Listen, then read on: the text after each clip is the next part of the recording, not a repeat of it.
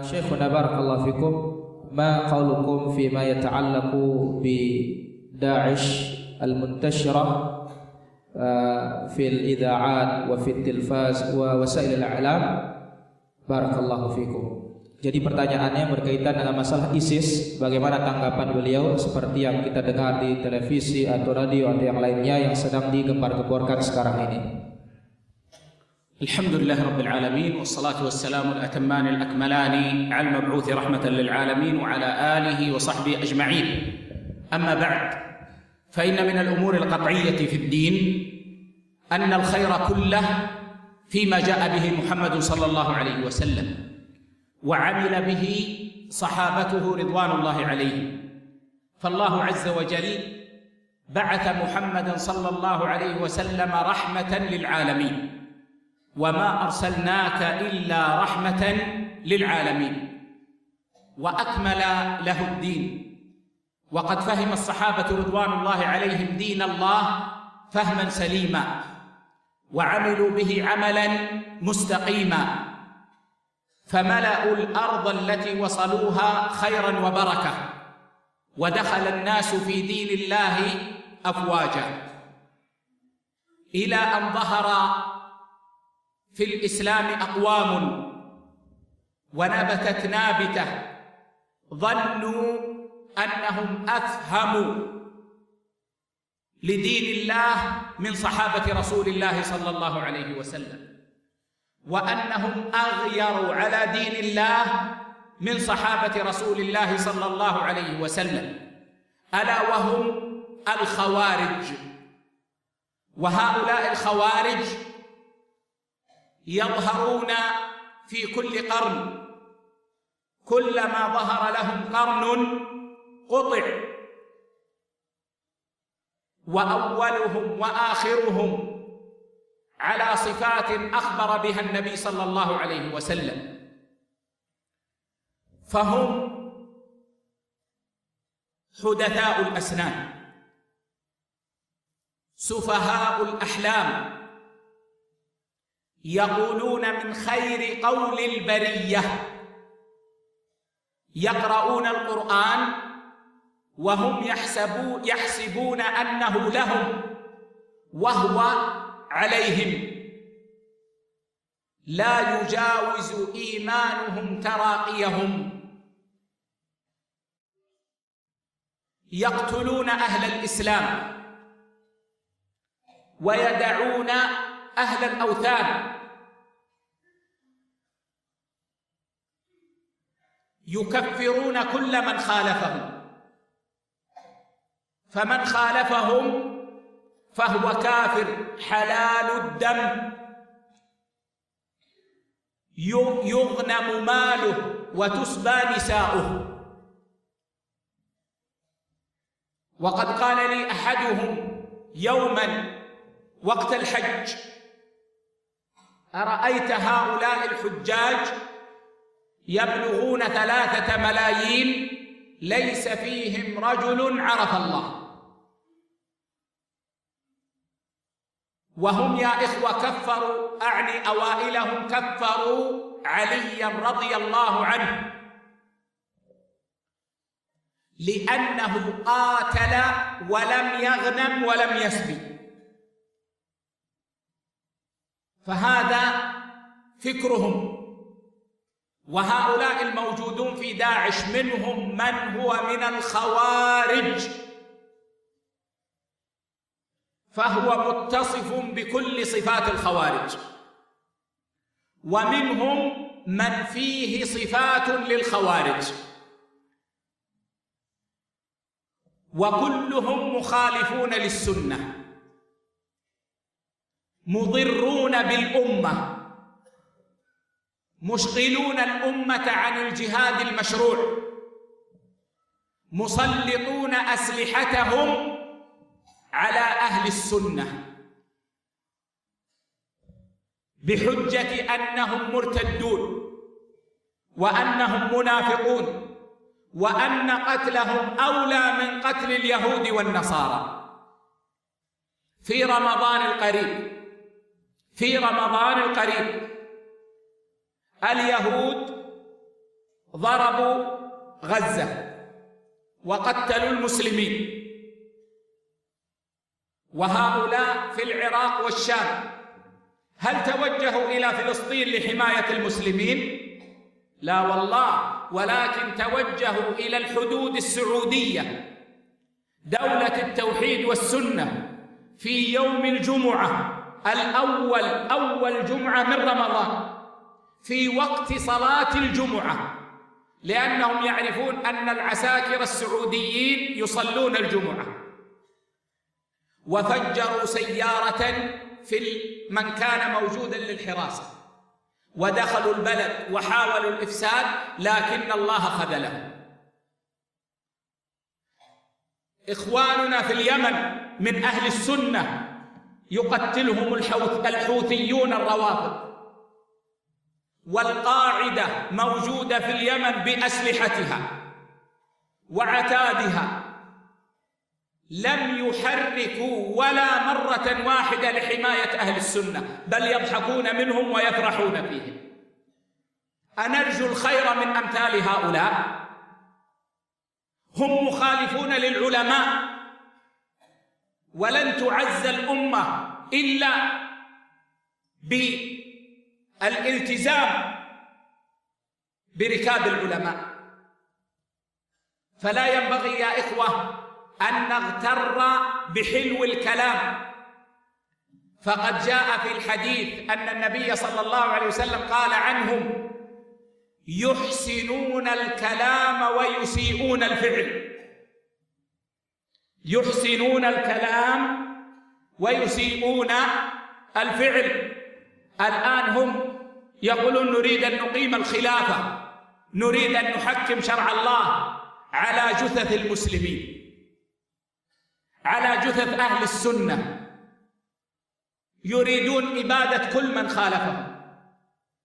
فوالله الذي لا إله إلا هو، والله الذي لا إله إلا هو، والله الذي لا إله إلا هو، لا يجوز لمسلم أن يحبهم، ولا يجوز لمسلم أن يدعو لهم إلا بالهداية، ولا يجوز لمسلم في أي أرض كان أن يبايعهم. والوصية يا إخوة: احمدوا الله على ما أنتم عليه، والزموا بلدانكم، وأطيعوا ولاة أمركم في غير معصية الله، وناصحوهم بالطرق الشرعية، وادعوا إلى التوحيد والسنة، وأنتم في خير إن شاء الله عز وجل.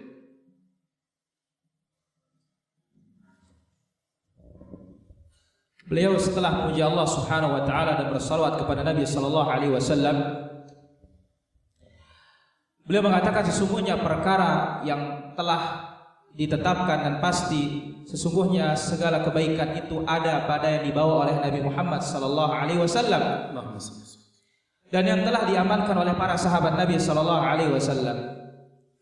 Allah Subhanahu wa taala telah mengutus Nabi Muhammad sallallahu alaihi wasallam sebagai rahmat untuk seluruh alam semesta ini, sebagaimana firman-Nya yang artinya tidaklah kami mengutusmu melainkan sebagai rahmat bagi seluruhnya, bagi seluruh alam semesta ini. Dan Nabi sallallahu alaihi wasallam telah disempurnakan agamanya, dan Islam ini telah disempurnakan oleh Allah Subhanahu wa taala. Dan para sahabat telah memahami agama ini dengan pemahaman yang benar, pemahaman yang lurus, dan mereka telah memenuhi dunia ini, bumi ini dengan kebaikan, dan telah masuk manusia ke dalam agama ini berbondong-bondong. Lalu setelah itu muncullah di dalam Islam kelompok baru, sekte baru, yang mana mereka menyangka dirinya merekalah orang lebih paham agama dari para sahabat.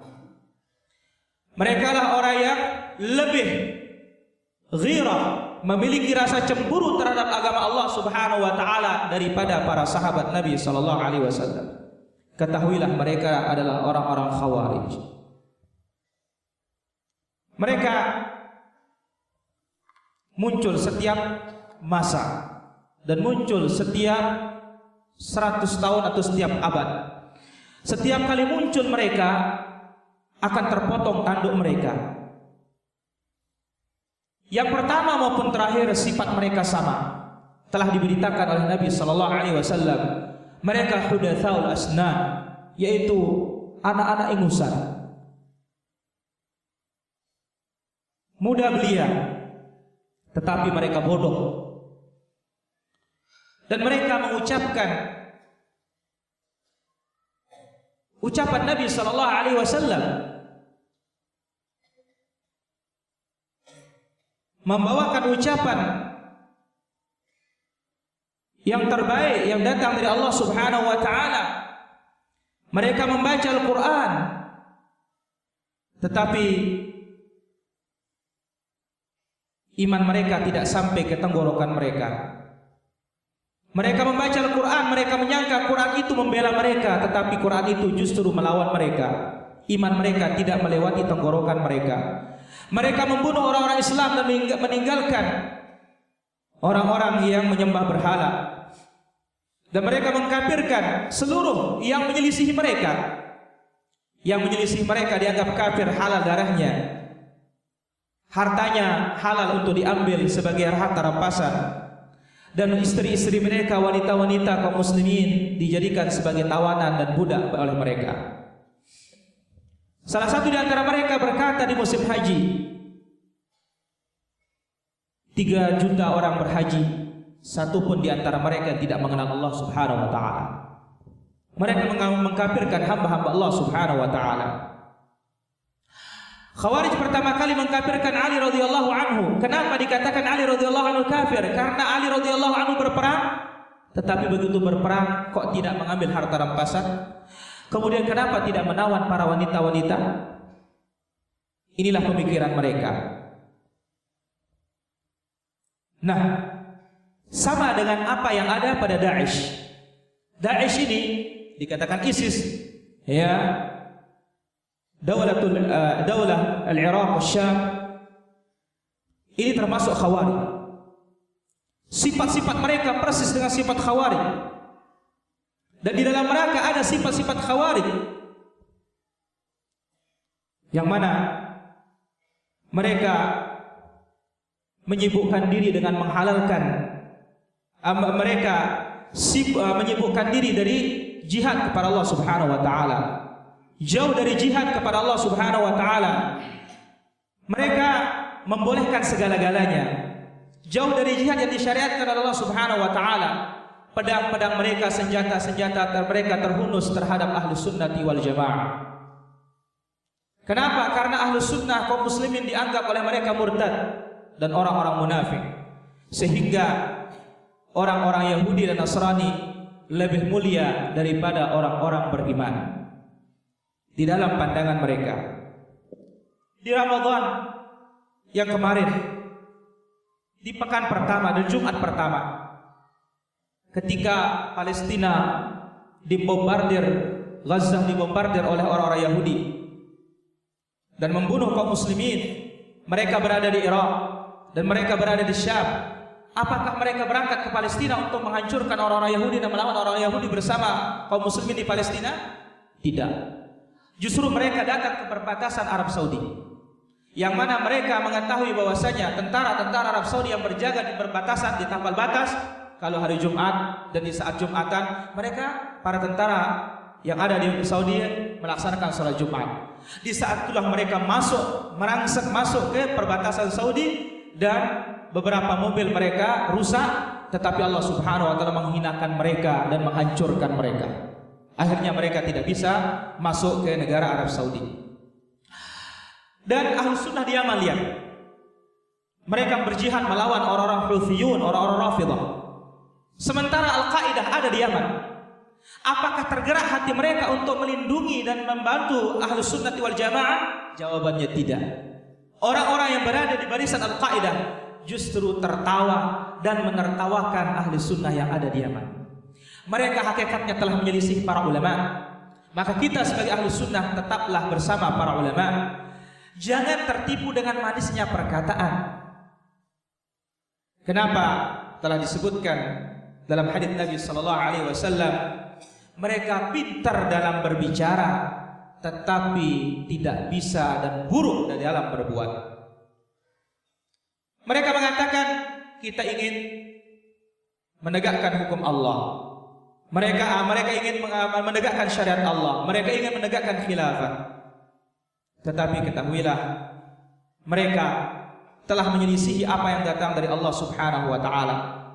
Demi Allah, tidak ada yang berhak diibadahi kecuali Dia. Beliau bersumpah sampai 3 kali. Tidak boleh untuk kita membaiat mereka. Tidak boleh untuk kita membantu mereka. Tidak boleh kita mendukung mereka. Tidak boleh kita mendoakan kebaikan bagi mereka kecuali mendoakan mereka mendapatkan hidayah dari Allah Subhanahu wa taala. Tidak boleh seorang muslim pun untuk berbaiat kepada mereka. Dan wasiat kami adalah pujilah Allah Subhanahu wa taala atas nikmat yang Allah Subhanahu wa taala berikan kalian, yang Allah Subhanahu wa taala berikan antum semua, yaitu konsisten di atas sunnah Nabi sallallahu alaihi wasallam. Kemudian taatilah para pemimpin-pemimpin kalian di dalam perkara-perkara yang tidak maksiat, dan hendaklah kita terus bersama mereka, bersama penguasa dalam perkara-perkara yang tidak maksiat kepada Allah Subhanahu wa taala, dan nasihatilah mereka dengan sembunyi-sembunyi, dan nasihatilah mereka dengan baik. Niscaya kalian berada di dalam kebaikan.